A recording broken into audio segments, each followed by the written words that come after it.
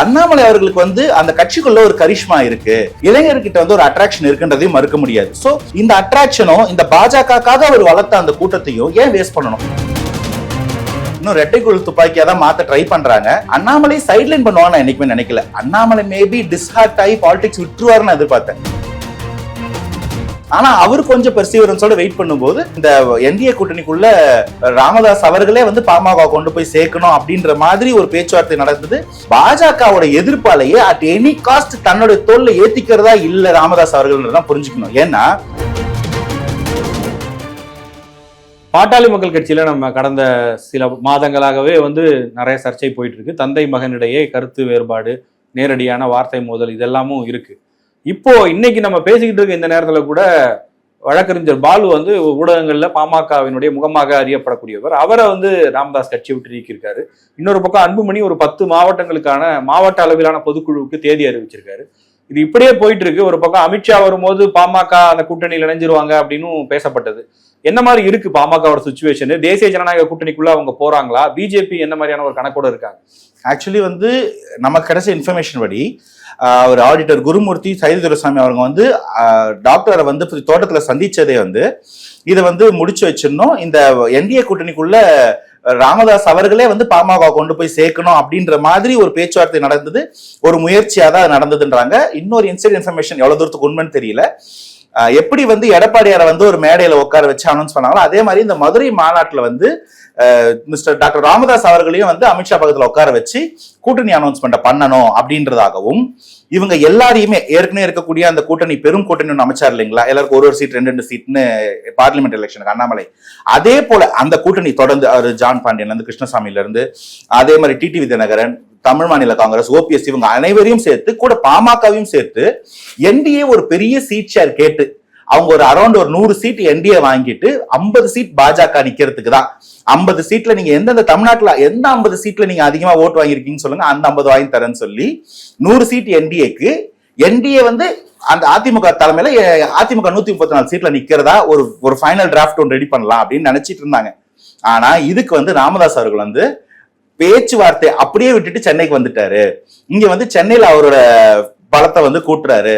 சென்னை யார் யாரெல்லாம் வந்து அவருக்கு விட கட்சிக்கு விசுவாசமா இல்லையோ, அன்புமணி ஃபேக்ஷனுக்கு வந்து ஆதரவு தெரிவிக்கிறாங்களோ அவங்க எல்லாரையுமே வந்து இப்போதைக்கு தள்ளி வைப்போம். ஏன்னா நீங்க சொல்லக்கூடிய பாலு அவர்கள்லாம் பாத்தீங்கன்னா அவங்க பத்திரிகையில மட்டும் இல்ல, ஏதோ ஒரு நெகோசியேஷன் பண்ணாலும் முக்கியமான ஒரு ஆளா இருந்திருப்பாரு. சோ இப்ப இந்த நெகோசியேஷனே வந்து இவரோட சூப்பர்விஷன்ல இவர் சொல்றவங்க தான் போய் பேசணும் அப்படின்ற மாதிரி ஒரு செயல்பாட்டுக்காக தான் எல்லாத்தையும் ஷஃபிள் பண்ணிட்டு இருக்காங்க. 2 மாவட்ட தலைவர்கள் கூட கடலூரும் திருவள்ளூரும் மாத்தினார் போல. சோ இது எல்லாமே வந்து அவர் கண்ட்ரோல்ல வச்சு அவர் கண்ட்ரோல்டு என்விரான்மெண்ட்ல ஒரு கூட்டணி பேச்சுவார்த்தை நடக்கிறதுக்காக தான் நடக்குது. அதிமுக கூட டெஃபினட்டா பேச்சுவார்த்தை இருக்கு, ஆனா அது நான் என்டிஏ கூட இல்ல அப்படின்றதுதான் திரு ராமதாஸ் அவர்களோட நிலைப்பாடு. இன்னும் ஏன்னா ஆரம்பத்துல அதான் சொன்னாங்க, பாஜக கூட போகணுன்றது திரு அன்புமணி அவர்களுடைய எதிர்பார்ப்பாகவும் அதிமுக கூட போகணுன்றது திரு ராமதாஸ் அவர்களோட எதிர்பார்ப்பாகவும் இருந்துச்சு. ஆனா இப்ப 2 பேரும் ஒண்ணா வந்துட்டாங்கல்ல, எங்க போனா என்ன அப்படின்னு ஒரு கேள்வி வந்துச்சு. இல்ல அப்பயும் நான் அதிமுக கூட்டணிக்குள்ளதான் போவேன், பாஜகவோட கூட்டணிக்குள்ள போலன்றது ராமதாஸ் அவர்களோட தெளிவா இருக்கு. இதுக்கு என்ன காரணம் நீங்க அடிக்கோடிட்டு பாத்தீங்கன்னா, பாஜகவோட எதிர்ப்பாலேயே அட் எனி காஸ்ட் தன்னுடைய தோல்ல ஏத்திக்கிறதா இல்ல ராமதாஸ் அவர்கள் புரிஞ்சுக்கணும். ஏன்னா ராமதாஸ் அவர்களும் ஆடிட்டரும் பேசி இந்த மாதிரி ஒரு கூட்டணி வரப்போகுதுன்ற ஒரு கிசுகிசு வந்தோடனே திருமான ஒரு வார்த்தை சொல்லியிருந்தாரு, இடதுசாரியா சமூக நீதிக்காக போராட வந்த ஒரு ராமதாஸ் அவர்கள் வலதுசாரிகள் கிட்ட வந்து பேசி அவங்க இவங்களை சமாதானப்படுத்துறது எனக்கு ரொம்ப துரதிருஷ்டமா இருக்கு. அப்போ நான் அந்த ஸ்டாண்ட் இல்ல, நான் என்னைக்கும் இடதுசாரி தான், நான் மக்களுக்கான சமூக நீதிக்காக தான் பேசுறேன்றத திரும்ப ராமதாஸ் அவர்கள் ரீஇட்ரேட் பண்றாரு. கூட்டணிக்கு போனாலும் அதிமுகவா இருக்கலாம், இல்ல அதிமுகவை காமிச்சு தாவேகா கிட்ட நெகோசியேஷன் பண்ணலாம், ஆனா என்டிஏக்குள்ள போய் நான் சீட் வாங்க மாட்டேன் அப்படின்னு ரொம்ப ஸ்ட்ராங்கா இருக்காரு. விச் மீன்ஸ் இன்னும் ராமதாஸ் அவர்களுக்கும் அன்புமணி ராமதாஸுக்கும் நடுவில் இருக்கிற அந்த ரிஃப்ட் குறையல, மாறல, அது அப்படியே தான் கண்டினியூ ஆகுது. எலெக்ஷனுக்குள்ள நிறைய மாறலாம், பட் ஆஸ் ஆஃப் நவ் அது முடியல அப்படின்றதான் புரிஞ்சுக்கணும். அன்புமணி எப்படி மூவ் பண்ணுவாருன்னு பாக்குறீங்க? எனக்கு தெரிஞ்ச அன்புமணி வந்து முடிஞ்ச அளவுக்கு, ஏன்னா அவர்கிட்ட வந்து ஒரு எட்ஜ் இருக்கு. இப்போ பாமகவுடைய ஆபீஸ் பேரர்ஸா எலெக்ஷன் கமிஷன்ல இருக்கக்கூடிய தலைவர் வந்து அன்புமணி அவர்கள் தான். அவர்கிட்ட அந்த ஒரு பெரிய கிராவிட்டி இருக்கும். அதனால இது கடைசி வரைக்கும் ஃபைனலா தான் போச்சுன்னா, ஏதோ ஒரு பாயிண்ட்ல வந்து விட்டு கொடுத்து அதிமுக கூட்டணிக்குள்ள போறதுக்கு ஒரு இடம் வந்தது, இல்ல தாவேக்கால ஒரு ஓப்பனிங் கிடைச்சதுன்னா மேபி இவங்க கன்சால்டேட் ஆகி அங்க போலாம். போக முடியாத பட்சத்தில் நான் தான் கட்சி தலைவர்னு, ஏன்னா பாஜகவோட ஆதரவு இருக்கு, கட்சியும் நான் தான் அப்படின்னு சொல்லி அவரோட ஆபீஸ் பேரர்ஸோட போய் அவர் அந்த கூட்டணியை அவர் டேர்ம்ஸ்ல சைன் பண்ணிக்கிறதுக்கான ஒரு வாய்ப்பு இருக்கும். இப்படி இருக்கும் பட்சத்தில் ராமதாஸ் அவர்கள் தனியா ஒரு ஓட் பேங்கை மட்டும் கையில வச்சுக்கிட்டு அவர் ஒரு கூட்டணிக்குள்ள போறதுக்கான வாய்ப்பும் இருக்கலாம். ஒன்றீங்க கட்சி உடைய கூடாதுன்னு நினைக்கிறேன். ஆனா இப்படியே தொடர்ந்தா இந்த 6-8 மாதங்கள் கழித்து இந்த நிலைமை சரிப்படலைன்னா இதுதான் கடைசியா முடிவா இருக்கும். பட் அவ்வளவு தூரம் போகாது. வேற ஏதாவது ஒன்றுத்த நெகோஷியேட் பண்ணி முடிச்சிருவாங்க.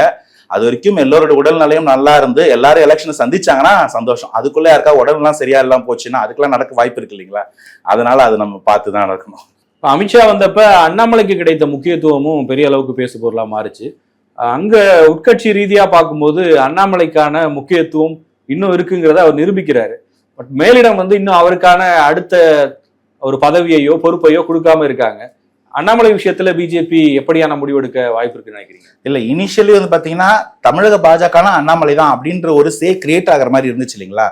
அது ஒரு ஜெனரல் பார்ட்டி, ஒரு நேஷனலைஸ்டு பார்ட்டிக்கு அது அன்சேஃப். ஏன்னா ஒரு தலைவர் சென்ட்ரிக்கா கட்சி ரன் ஆகக்கூடாது, கேடர் சென்ட்ரிக்கா தான் அந்த கட்சிகள் ரன் ஆகணும்னு நினைப்பாங்க.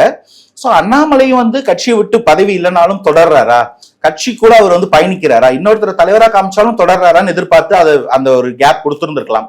ஏன்னா அந்த கேப் அவருக்கு கொடுக்கறது கொடுங்க, ரொம்ப சீக்கிரம் பதவி கொடுத்துட்டோம், அவர் ஒரு கேப் எடுத்தா என்ன ஆகுறாருன்னு பாருங்க அப்படின்னு நிறைய பேர் அவருக்கு சீனியர் தலைவர்கள் மேலிடத்துக்கு ஒரு ரெக்கமெண்டேஷன் கொடுத்ததா தான் பார்த்தோம் இதுக்கான காரணமா. பட் அண்ணாமலை அவர்களுக்கு அந்த கட்சிக்குள்ள ஒரு கரிஷ்மா இருக்கு, இளைஞர்கிட்ட ஒரு அட்ராக்ஷன் இருக்குன்றதையும் மறுக்க முடியாது. சோ இந்த அட்ராக்ஷனும் இந்த பாஜகக்காக அவர் வளர்த்த அந்த கூட்டத்தையும் ஏன் வேஸ்ட் பண்ணணும்? எலெக்ஷனுக்கு வேஸ்ட் பண்ணக்கூடாது.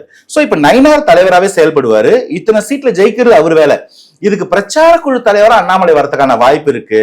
அண்ணாமலை பிரச்சார குழு தலைவராகவும் போட்டு தமிழகத்துக்கு நேஷனல் லெவல்ல ஒரு செக்ரட்டரி போஸ்டும் கொடுத்து அவர் இந்த வேலையை செய்து இந்த எலெக்ஷனை ஓவர்சி பண்ணட்டும். இவருக்கு அவர் ஆம்சா இருந்து நயினாருக்கு உதவி செஞ்சு இந்த எலெக்ஷன்ல 50 சீட்டும் ஜெயிக்கிட்டோம். இந்த 50 சீட்ல அதிக ஓட்டு வாங்கி கொடுத்தது நீங்க தானே, நீங்க சூஸ் பண்ணுங்க அதை. சோ அவர் பிரச்சார குழுக்கு ஒருத்தரும் கட்சியை கூட்டணிக்காகவும் மக்கள்கிட்டையும் ஓட்டுக்காகவும் வழி நடத்துறது ஒருத்தரும் சொல்லி அந்த பவரை இன்னும் இரட்டை குழு துப்பாக்கியா தான் மாத்த ட்ரை பண்றாங்க. அண்ணாமலை சைட்லைன் பண்ணுவாங்க என்னைக்குமே நினைக்கல. அண்ணாமலை மேபி டிஸ்ஹார்ட் ஆகி பாலிடிக்ஸ் விட்டுருவாருன்னு எதிர்பார்த்தேன். ஆனா அவர் கொஞ்சம் பெர்சீவரன்ஸோட வெயிட் பண்ணும்போது அவருக்கான இடம் கண்டிப்பா ஊர்ஜிதமாகும். ஏன்னா அவர் ஒரு லாங் டேர்ம் ஒரு ரைடு வருவார்னு எதிர்பார்த்தோம். இது அதுக்காக ஒரு வழியா இருக்கலாம். ரெண்டாவது எலெக்ஷன் 26 எலெக்ஷன் பாஜக தமிழ்நாட்டுக்குள்ள ஒரு ஃபுட்டிங் வரணும், ஒரு டபுள் டிஜிட் நம்பர் எப்படியாவது அசம்பிளிக்குள்ள போன எதிர்பார்க்கறாங்க. சோ அப்ப அண்ணாமலையோட ஒர்க்கை புறம் தள்ள முடியாது, ஒரு பண்ணி வச்சிருக்கிற ஒர்க்கை யூஸ் பண்ணாம இருக்க முடியாது. அதனால அண்ணாமலை சமாதானப்படுத்தி உள்ள கொண்டு வராங்க, எல்லாரும் இணக்கமாக்க ட்ரை பண்றாங்க அப்படின்னு பாருங்க. இரட்டை குழல் துப்பாக்கின்னு சொன்னீங்க, அந்த டேர்மை யூஸ் பண்ணப்பெல்லாம் எந்தெந்த கட்சி எப்படி ஆச்சுன்னு தெரியும். அதிமுகவுக்கு அது பெரிய பின்னடைவாச்சு. இப்போ பாமகவும் அது மாதிரி ஒரு சுச்சுவேஷன்ல தான் இருக்கு. அப்படி இருக்கும்போது பிஜேபிக்குள்ள அந்த மாதிரி ஒரு இரட்டை குழல் துப்பாக்கி உருவானா ஆப்வியஸா அது தொண்டர்களை பிளவுபடுத்த வாய்ப்பு இருக்கு, கட்சிக்குள்ளேயும் அணிகள் உருவாகும், ஃபேக்ஷன்ஸ் உருவாக வாய்ப்பு இருக்கு. அப்படி இருக்கும்போது அது எப்படி போகும், அது சரியா இருக்குமா அப்படி ஒரு டிசிஷன் எடுத்தாங்கன்னா? முதல்ல நீங்க சொல்லக்கூடிய மற்ற கட்சிகள்ல இது பிரச்சனையான முன்னாடி கட்சிகள் எல்லாத்துலயும் பாத்தீங்கன்னா அது நீங்க எம்ஜிஆர் மறைவுக்கு அப்புறமா வந்தக்கூடிய ஜானி ஜேனி அதிமுக எடுத்தீங்கன்னா கூட மேல தலைவன் ஒருத்தர் இல்லாம நான் தான் தலைவன் 2 பேரும் பார்க்கும்போது அந்த துப்பாக்கி உடையும். தலைவன்ற மேல இருக்கா, அவர் டெல்லியில இருக்காரு, நாங்க 2 பேருக்கும் ஒரு வேலை கொடுத்துருக்காங்க செய்யணும் அப்படின்னும் போது பெருசா அந்த துப்பாக்கி உடையாது, நல்லா வேலை செய்யும். இதை செய்யாம போனாதான் இந்த கட்சியில இந்த வீக்னஸ் வரதுக்கான வாய்ப்பு இருக்கு. ஏன்னா நயினார் இந்த ஒரு 2 மாத காலகட்டத்துல கூட பெருசா அவரால் மீடியாக்குள்ளவோ இல்ல ஆக்டிவிட்டிஸ்லயோ கிரவுண்ட்ல நம்மளால நயினார் பார்க்க முடியல. கட்சி செயல்பட்டுக்கிட்டு இருக்கு அந்தந்த மட்டத்துல. ஆனா அண்ணாமலை இருக்கும்போது கிரியேட் பண்ண ஒரு ரக்கஸ் வேற, எல்லா இடத்துலயும் ஒரு ஆக்டிவிட்டி இருந்துகிட்டே இருக்கும். அண்ணாமலை விவேக் ஒரு படத்துல ஒரு டான் நைட்டா 4 படி ஏறணும் 4 இடத்துக்கு போனோம், அந்த மாதிரி பிஸியாவே இருப்பாரு. சோ அந்த மாதிரி நயினார் நம்மளால பார்க்க முடியல. மேபி ஒரு தென் மாவட்டத்துல இருக்கிறதுனால சென்னையில தெரியல என்னமோ. சோ இவரோட பலத்தை கண்ட்ரோல்டு என்விரான்மெண்ட்ல, ஆட்டம் பாம்பா இருந்தா கூட கண்ட்ரோல்டு என்விரான்மெண்ட்ல இருந்தா கரண்ட் கொடுக்கும், அது அன்கண்ட்ரோல்டா போனாதான் நியூக்ளியர் பாம்பு ஆயிடும். சோ அண்ணாமலை போன்ற ஒரு கரிஷ்மாவையும் நயினார் போன்ற ஒரு கேடர் பேஸ்ட் எக்ஸ்பீரியன்ஸ்டு பொலிட்டீஷியன் மினிஸ்டர் லெவல்ல இருந்தவரையும் ஒரு சேர்க்கும் போது அது ஒரு நல்ல காம்பினேஷனா தான் இருக்கும்.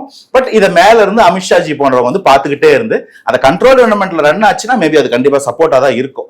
2 பேர்ல யாராவது மிஸ் பண்ணும்போது தான் அது ஒரு ஃபேக்ஷனா மாறுறதுக்கோ பிரியறதுக்கோ புது கட்சி உருவாடுறதுக்கோ வழி வகுத்துறோம் நினைச்சோம். பட் இன்னைக்கு தேதிக்கு அதுக்கு வாய்ப்பு இல்லை. இவ்வளவுதான், இவங்க தான் பிக்ஸ்டு, எல்லாரும் அமித்ஷாஜி சொல்றதை கேட்பாங்க அப்படின்னு புரிஞ்சுக்கிட்டு. Thanks for